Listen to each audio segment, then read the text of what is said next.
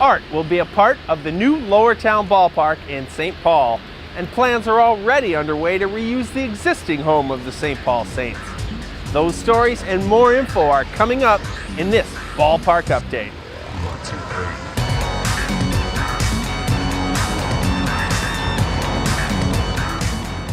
Demolition of the former Diamond Products and Gillette factory occurred over the summer and fall and is nearly complete.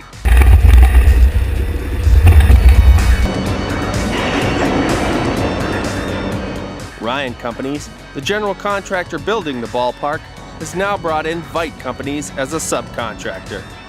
Vite will be bringing in the graders and other earth movers to begin remediating the contaminated soil and relocating utilities. After that, Vite's crew will start grading the site to the field subgrade elevation. In other news, the city, county, and the Metropolitan Council will be rebuilding 3 streets near the future ball field, including Prince Street, where I'm standing right now. The goal is to make the streets more pedestrian-friendly and create a better road and bicycle network around the ballpark with connections to area trails and transportation. This area, called Lowertown, with the ballpark right next door, is the epicenter of St. Paul's art scene, so it just makes sense that art will be built into the new facility. 133 artists from 30 states, Puerto Rico, Canada, and Italy submitted applications, and a selection committee recently chose Twin Cities artist collaborative Futures North to work with the design team and oversee the installation of public art. I met with John Kim, a member of the Futures North team, to find out more. Futures North is a design and build collaborative consisting of 4 members: me, John Kim, Adam Marcus, Molly Reichert, and Daniel Dean.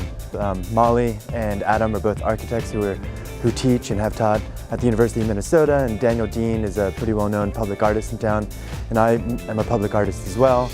And we've known each other professionally for the last few years, and there was a couple of really interesting projects and commissions that came up late last year, and we decided to form an ad hoc group to apply for some of these commissions.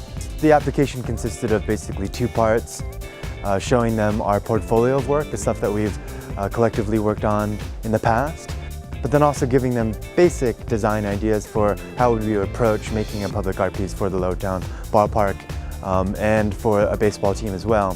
Futures North will work with the design team to develop the public art concept and integrate it into the design of the ballpark.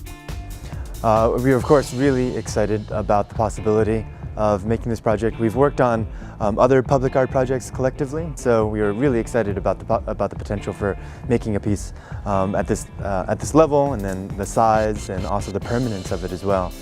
The St. Paul Saints, the city, and the Ballpark Design Committee have made it clear that there will be opportunities for other artists to get involved and perhaps have their work displayed in and around the new facility, just like the great murals here at the current home of the Saints. The team will play at Midway Stadium through the 2014 season, but plans are already underway for what to do with the site once baseball moves downtown. We caught up with Louis Jambois with the St. Paul Port Authority for more. Port Authority of the City of St. Paul is an 80-year-old organization. We were created to manage shipping on the Mississippi River.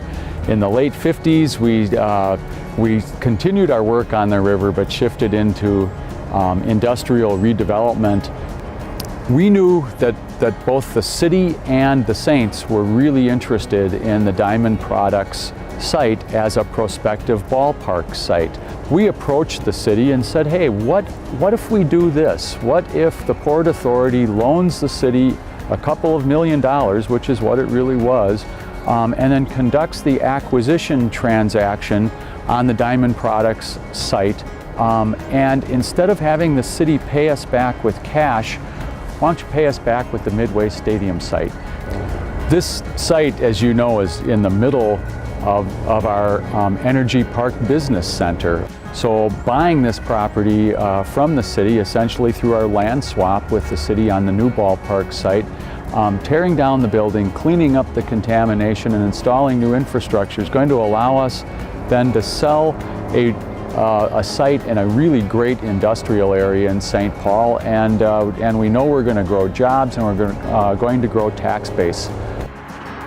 Construction on the new home for the Saints, amateur and youth ball, rock concerts, and more begins in April. That's before you know it. So stay tuned to these Lowertown Ballpark update videos for the latest. And stop by lowertownballpark.com for more links and information.